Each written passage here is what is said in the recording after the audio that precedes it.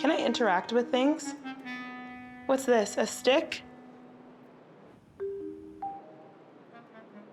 Today, we'll be exploring virtual reality.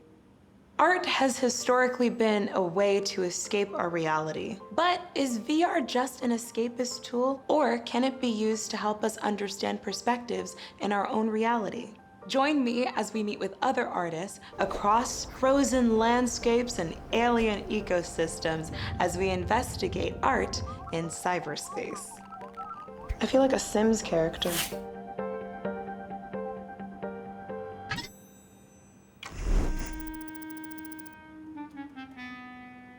Wow! Where am I? Can I jump? Yay. This is so beautiful. Is that a cabin? Hello? Knock, knock, knock.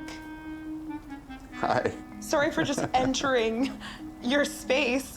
Oh, it's okay. I was expecting you. My name is Casey. This is a cabin within this virtual world. Can I interest you in some chips? You most certainly can. I'm starving. And afterwards, if you want to wash that down, there's some hot chocolate with some pink marshmallows. Oh, got it. There you go. Yay, cheers. Awesome. Cheers. The Northern Lights are out and about tonight. Would you like to take a walk? There's a campsite over there and we can check out the Northern Lights on the way. Yeah, I'd love to. Let's go for a walk. Okay, follow me. Bop. Walk, walk, walk. That's so, look at this. This is There so you nice. can see the Northern Lights coming out from the sky. Casey, it's so nice to meet you here in this virtual world, but where in the real world are you? I am currently based in Winnipeg, Manitoba. I'm interested, though, to know how accurate the real you is to this virtual avatar you. For sure. Why don't we hop over to video chat? Whoa. It's nice to see you, Casey. Likewise. Casey, can you tell me about your work, process, journey through your creative space? So I'm a Dene interdisciplinary artist from Yellowknife, Northwest Territories. I've lived all over Western Canada, but throughout my childhood, Yellowknife was a really good place to grow up because when I left at 7 years old, that's when the disconnect for my culture started to happen. And I found through my artwork that I was able to invest more time in learning about not only my culture, but the greater Indigenous culture as well. And how did you learn how to do this? I was introduced to VR when I was up in Yellowknife. A local organization up north lent me a gaming laptop and a VR headset. I was introduced to art making software, more of a VR painting program.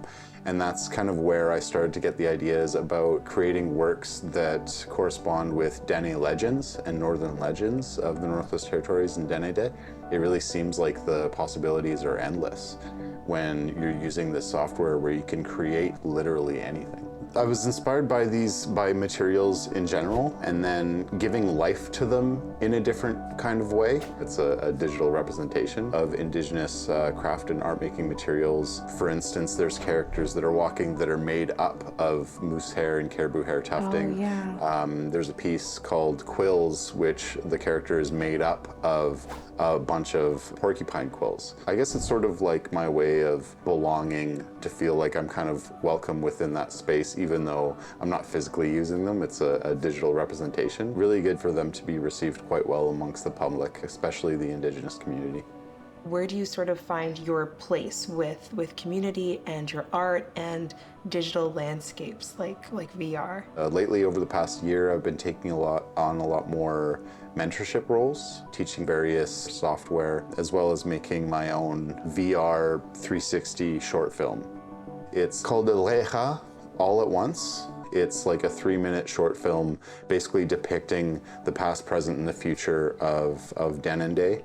The Northwest Territories, the lake where my mom's cabin is. I would love to see your short film. Yeah, absolutely. And I think I'll pop on my headset, my VR headset, and submerge myself in it.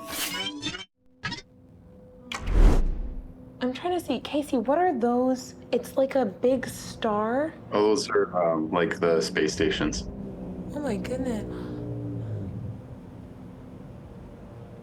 This is so cool. That's a moose. So I wanted to have the past represented by the giant creatures, the mythological creatures. You go down under the ice, and below the ice, there's like another city there.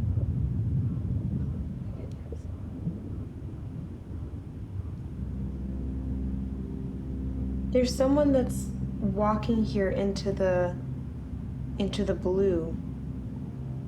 Yeah, there'll be a person walking through one of the transport tunnels, and that's the character whose skin is made up of beadwork.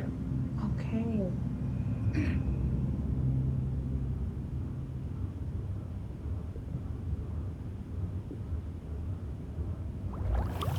Oh, we're above water now. Oh, there's the rain.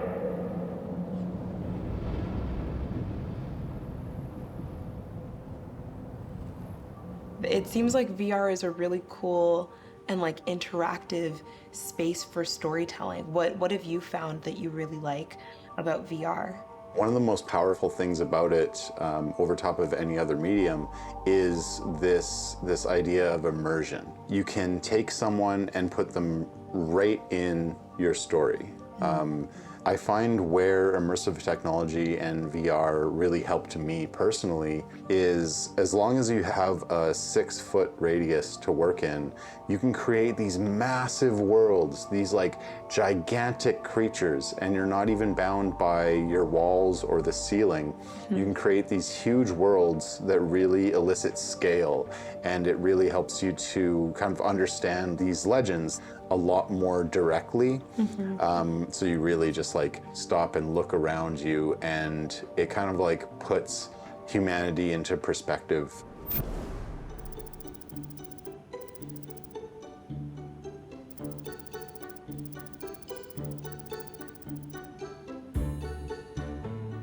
Wow. Hi, how are you? Hi. Hey, I'm good. How are you? I'm doing good. I'm trying to put my thumbs up here. Like here? Here? Like here? Thumbs up? Thumbs up? Thumbs up? Well, we'll see. Yeah. Did it! Yeah. You got it. Hi, I'm Taylor. Nice to meet you both. Nice to meet you. I'm Graham. Haru. Graham and Haru, nice to meet you. Look at this magnificently breathtaking world that we're in right now. Oh, look, what's that over there? Look at the ground. Where are we going? What's the? This Oh, is so nice. see? Shall we sit around the fire? It says sit now. Oh, yes. Hello. We're sad. Wow. So we're in a very wonderful environment, but what environments are you both coming from? Back in the real world, we're in California at the moment, but we're from Toronto. Oh, Yeah, I wanted to show you our world too. thank you. I would love to see your world. It looks like I'm in like the Milky Way.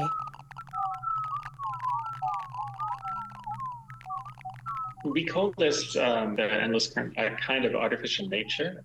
We wanted to make worlds that show nature as it could be.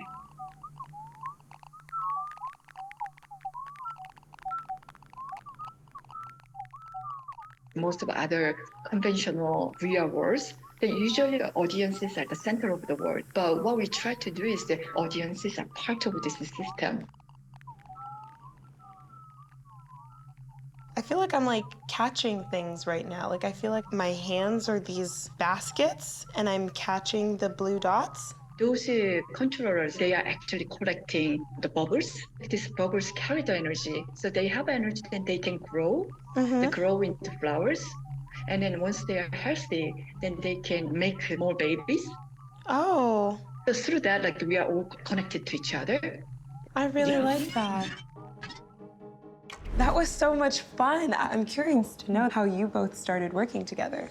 Yeah, we started working together about 17 years ago, something like that. We were both doctoral students, PhD students, actually here in California where we are at the moment. We found that we were interested in very much the same kinds of ideas, and we started working together and building these things that we've been calling artificial natures, like the endless current that you just saw. I'd love to know more about artificial nature. Can you tell me about that series? We're really interested in making not so much a representation of how nature looks or the nature that we know, but more using the mechanisms by which nature works. To create like a beautiful world in the virtual world, the most conventional worlds it rely on the appearance. They are not real, but they are the shadow. Shadow of the real. That. A shadow or the of mirror the image. real. Yes. So when we design it, we always begin from the artificial life. Like what do the surroundings need to support their life? So we bring the energy and then where this energy comes from, like, and how they kind of interact the surroundings. And then like, there's a feedback kind of interactions between them and then with us too. For us, this is very much at the heart of what we do. In an ecology, you have maybe a predator species and a prey species. And if the predators eat more of the prey, then there'll be less prey in the future for the predators to eat. So their populations oscillate back and forth because of the feedback loops between them. When we build our pieces, including Endless Current, as you saw, it's much simpler than real nature, but it still has many, many different feedback loops. When audiences or just folks are experiencing like these virtual reality worlds, what do you two hope that's kind of taken away from that experience? I hope it incites curiosity, but more than that, this idea that putting the human not at the center of the world is really crucial for us, I think, at the moment.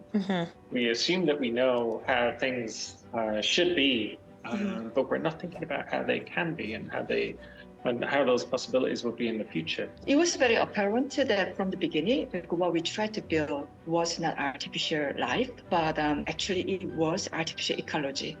Because there's none of life could kind of survive without its surroundings to interact with or to be supported by. I think that's a really beautiful conception of what VR can be. If we were better able to understand that we are just one part within a complex system, and that every element of that is having effects on all of the other elements, then maybe we wouldn't be doing such terrible damage to our future. This has been so wonderful and interesting because I feel like I've really learned a new perspective on the relationship between technology and nature. Meeting with Casey, Haru, and Graham has been such an eye-opening experience on some of the things that we might take for granted in the real world. It can show us more about ourselves, our environment, and our place in this vast and wonderful world. Thanks again for joining me. See you next time.